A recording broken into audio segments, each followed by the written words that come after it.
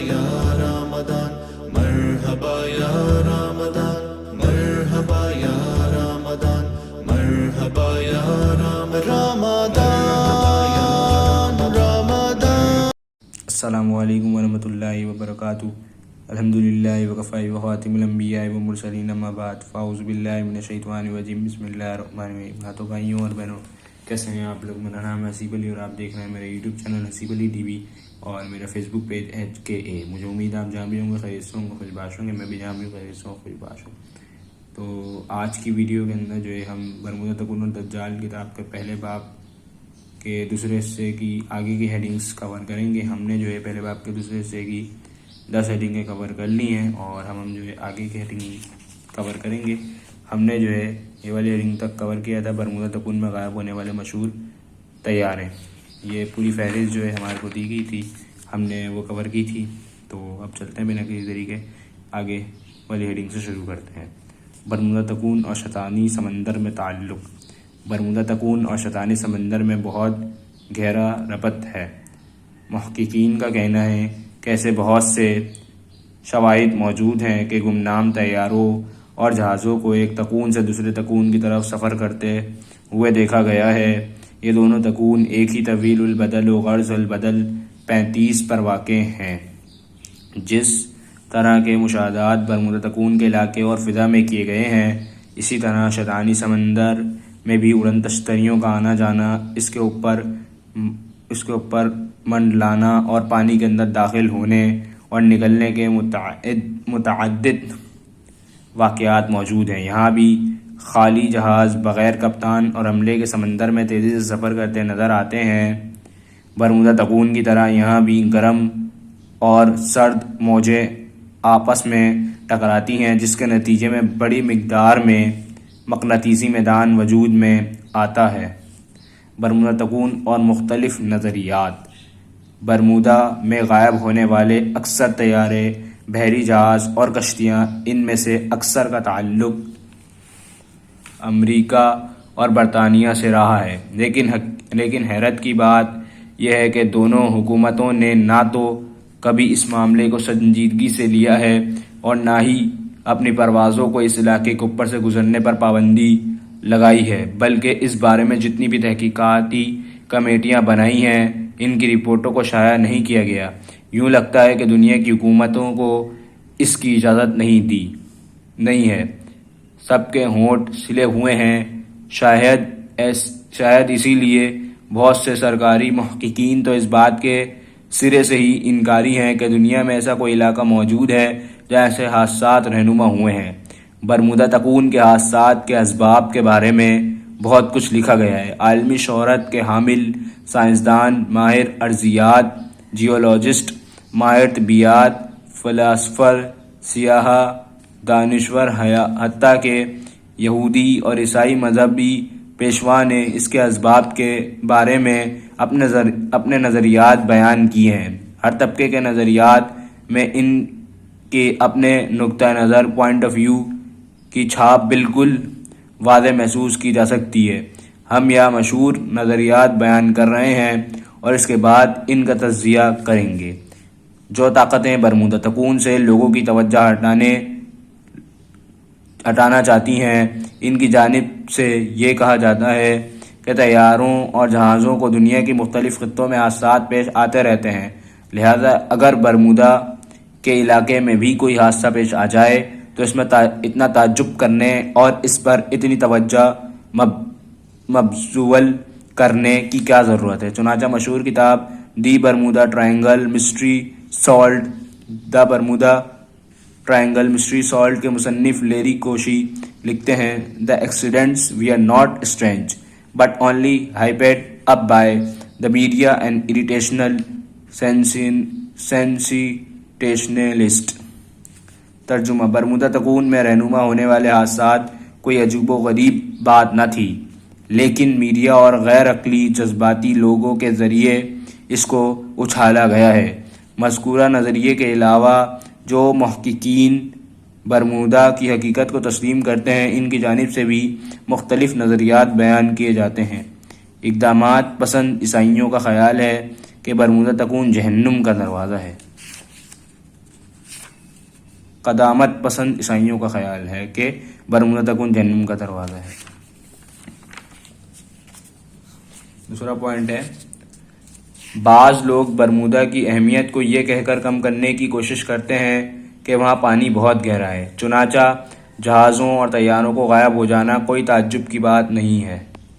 تیسرا پوائنٹ ہے، ایک گروہ کا خیال ہے کہ برمودا کے سمندر میں پانی کے اندر شدید طوفان اٹھتے ہیں جو ڈوبنے والے جہازوں اور طیاروں کو اس علاقے سے بہت دور بہا لے جاتے ہیں۔ نمبر 4، برمودا کے علاقے میں پانی کے اندر زلزلے آتے ہیں جن کی وجہ سے حادثات بہت تیزی کے ساتھ رہنما ہوتے ہیں۔ نمبر 5، بعض ماہرین کا خیال ہے کہ اس جگہ کشش یا الیکٹرو میگنیٹک لہریں الیکٹرو میگنیٹک ویوز پیدا ہوتی ہیں جن کی طاقت ہماری اس بجلی کی طاقت سے ہزاروں گنا زیادہ ہوتی ہے، چنانچہ یہ انتہائی طاقتور لہریں جہازوں کو توڑ کر ان کا نام و نشان مٹا دیتی ہیں اور برمودا کے اوپر اڑتے طیاروں کو کھینچ لیتی ہیں۔ اسی وجہ سے برمودا تکون کے علاقے میں کمپاس سمت بتانے والا آلہ کام کرنا چھوڑ دیتا ہے۔ دنیا میں 2 جگہ ایسی ہیں جہاں کمپاس کام کرنا چھوڑ دیتا ہے، ایک برمودا تکون، دوسرا جاپان کا شیطانی سمندر ڈیول سی۔ کمپاس کا ناکارہ ہو جانے کا مطلب یہ ہے کہ ان 2 خطوں کے علاوہ دنیا میں کہیں بھی کمپاس کو استعمال کریں تو اس کے سوئی شمال کی جانب ہوتی ہے، لیکن یہ حقیقی قطبی شمال کی جانب نہیں بلکہ مقناطیسی شمال کی جانب ہوتی ہے، جبکہ ان 2 علاقوں میں کمپاس کی سوئی قطبی شمال کی جانب ہوتی ہے، جس کی وجہ سے سمت کے تعین میں بڑا فرق پیدا ہو جاتا ہے۔ یہی رائے امریکی بحریہ کی بھی ہے۔ The US Navy proposed the possibility of electromagnetic and atmospheric disturbance۔ ترجمہ، امریکی بحریہ نے الیکٹرو میگنیٹک اور موسمی خرابی کے امکان کے بارے میں تجویز کا اظہار کیا تھا۔ پوائنٹ نمبر 6 ہے، سائنسدانوں کی اکثریت کا خیال ہے کہ یہ مکمل سائنسی مسئلہ ہے۔ Most scientists attribute the disappearance to traxy ocean currents, hostile weather and human or technical error in the triangle area. Compasses point to the geographical North Pole rather than the magnetic North, which something makes navigation difficult, causing accidents۔ ترجمہ، اکثر سائنسدان غائب ہونے کے واقعات کو دھوکے باز سمندری موجوں، نامواقف موسم اور انسانی یا تکنیکی غلطی کی جانب منسوخ کرتے ہیں۔ برمودا تکون کے علاقے میں کمپاس جغرافیائی قطب شمال کی جانب ہوتا ہے، برخلاف مقناطیسی شمال کے، جس کی وجہ سے سمت کے تعین کے نظام میں دشواری ہو جاتی ہے اور حادثات کا سبب بنتی ہے۔ پوائنٹ نمبر 7 ہے، اس بارے میں ایک نظریہ ایڈی سینٹکر نامی سائنسدان کا ملاحظہ فرمائے۔ The atmosphere above the triangle is filled with invisible tunnel which sink in the aircraft, ship and people۔ ترجمہ، تکون کے اوپر کی فضا نہ نظر آنے والی سرنگوں سے بھری ہوئی ہے جو طیاروں، جہازوں اور افراد کو اپنی اندر کھینچ لیتی ہے۔ پوائنٹ نمبر 8 ہے، برمودا تکون کے بارے میں تحقیق کرنے والے ایک اور محققین چارلز بٹلن کا خیال ہے کہ برمودا تکون کے اندر مقناطیسی بنور میگنیٹک وورٹیکس ہے جو اپنے اندر اپنے شکار کو کھینچ لیتی ہے۔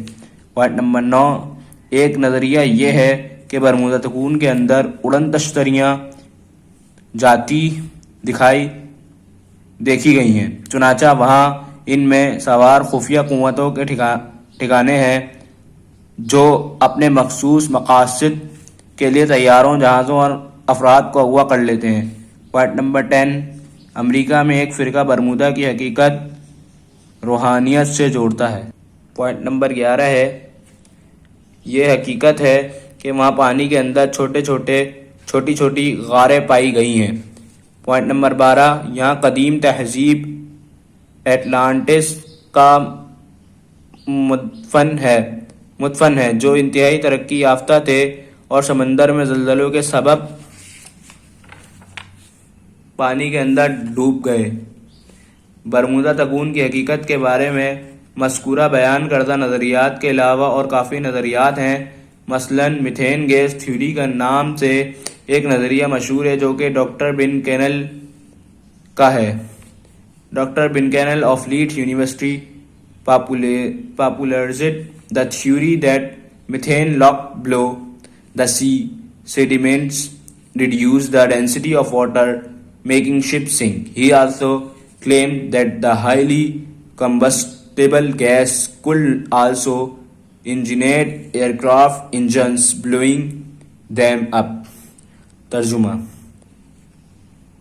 لیڈس یونیورسٹی کے ڈاکٹر بن کیلن نے یہ نظریہ متعارف کرایا کہ تکون کے اندر سمندر کے نیچے میتھین گیس ہے جو کہ سمندر کی تہہ میں تیلجیٹ میں موجود ہے۔